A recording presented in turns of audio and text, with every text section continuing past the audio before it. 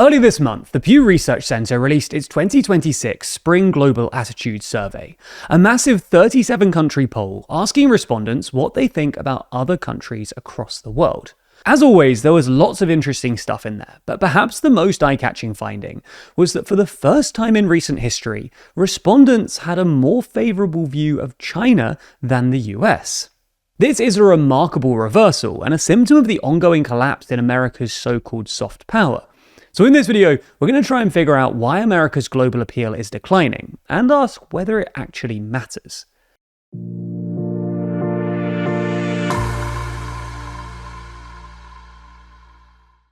Which flag is better, the Seychelles or Marshall Islands? What about Scotland or South Korea, Trinidad or East Timor? How about a battle of the stars, the EU or USA? Cast your vote in our official flag ranking survey by clicking the link in the description.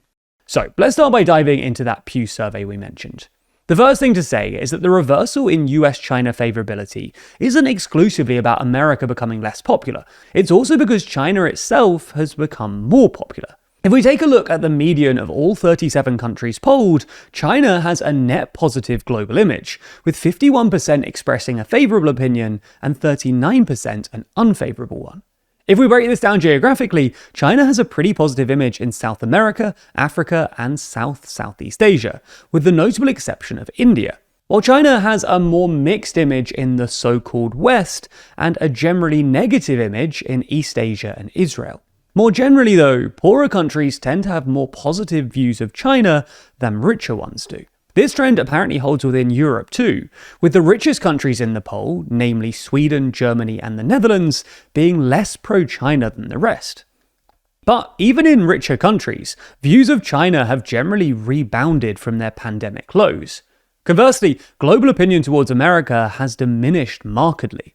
Again, taking the median of all 37 countries polled, the US has a net negative global image, with 37% expressing a favourable view and 57% an unfavourable one.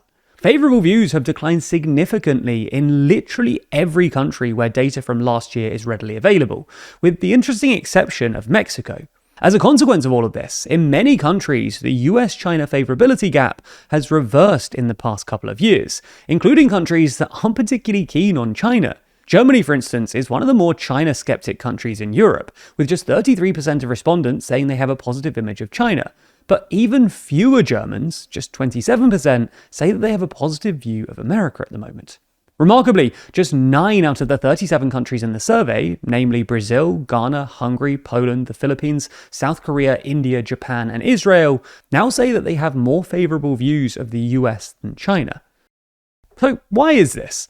Well, obviously some of it has to do with Trump, who's not very popular outside of the US.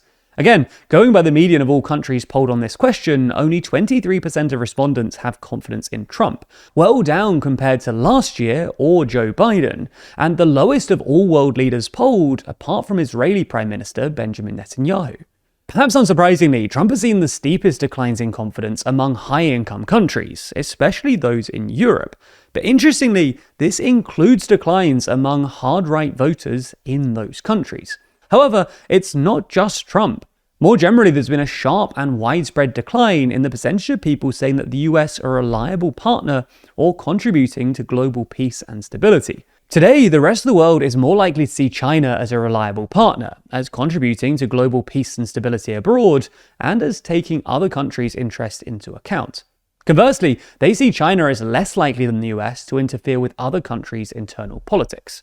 Of course, this probably has at least something to do with Trump, but it's also presumably down to the fact that for the past decade or so, US foreign policy has whiplashed every 4 years with changes in the White House. You get the idea. America's global appeal, what's sometimes called soft power, is on the wane.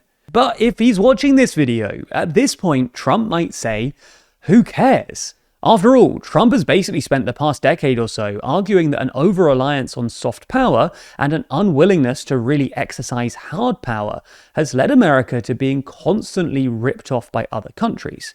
And, well, to be fair, in certain cases, Trump has been able to leverage America's undeniably immense hard power via tariffs and threats of military action to achieve certain policy objectives. But we see at least 3 caveats worth mentioning here. First, trading soft power for hard power can yield short-term wins, but it will probably make it harder for America to achieve its strategic objectives further down the line. Both because other countries will try and insulate themselves from their hard power capabilities, and because soft power can act as a sort of geopolitical lubricant, making other countries follow your lead almost by default. Second, soft power plausibly matters more in a multipolar world, because other countries have options. If you're the only hegemon in a unipolar world, as the US arguably was until quite recently, you don't really need soft power. You're the only big kid in the playground, so you call the shots. But when there's another big kid in the playground, in this metaphor we're obviously talking about China, you can't be too rough with the other kids, because they might buddy up with the other big kid, and then you're outmatched. Third, advocates of hard power often operate on the assumption, popular among so-called realists, that in geopolitics, states simply respond to strategic incentives. Therefore, because it has more hard power than almost anyone else, America can easily coerce other states into doing what it wants. America can just exercise its hard power by, say, threatening military action or economic sanctions, and other states can't really fight back. So it becomes in their self-interest to just do what America wants, and on the realist assumption, that's what they should end up doing. But this realist assumption overlooks the fact that governments are more responsive to domestic political incentives, and most general publics are not hyper-pragmatic realists. In other words, if Trump threatens to hit some country with tariffs or military action unless they make some concession, the government of that country usually doesn't go, oh well, the US has more leverage, so we should do what Trump wants. Rather, most of the time, they push back harder, in part because they want to maintain some sort of deterrence, but also because, in many cases, it's what their electorate wants. Brazil is a good example of this. Trump has been threatening massive tariffs against Brazil, in part because he apparently wants better market access for US payment processors, namely Visa and MasterCard. But the Brazilian government hasn't responded by going, oh well, tariffs will be bad for the economy, so let's just do what Trump wants, even though this might be, in some narrow sense of the word, the rational thing to do. Rather, President Lula has come out swinging, in large part because it plays well with the Brazilian electorate, as evidenced by the fact that Lula has since jumped in the polls. Either way, this Trump term will present an interesting test case. For most of post-war history, the US has been both a hard and soft superpower. So Trump's second term will tell us if just being a hard superpower is sufficient. Greenland. For decades, it's been viewed as little more than a giant ice sheet on the edge of the world. A massive ice fortress that most of us only ever saw from 30,000 feet on a flight to somewhere else. However, that ice is receding, and as it does, the world's superpowers are beginning to move in. At TLDR, we've spent almost 10 years explaining things from behind a desk, but some stories are too big for our studio. So to understand why this island, and the Arctic more generally, has suddenly become the most valuable real estate on Earth, we had to go there. As you'll soon discover though, this isn't just a political briefing hosted from the cold. We're hiking through the wild, discovering melting icebergs, and uncovering the rusting remnants of secret military projects abandoned in the snow. I used to think I understood what cold was, but I was lying to myself. Over 3 episodes, we're asking, what's the big deal with Greenland? From the scramble for rare earth minerals, to the new battlefield for Washington, Beijing, and Moscow.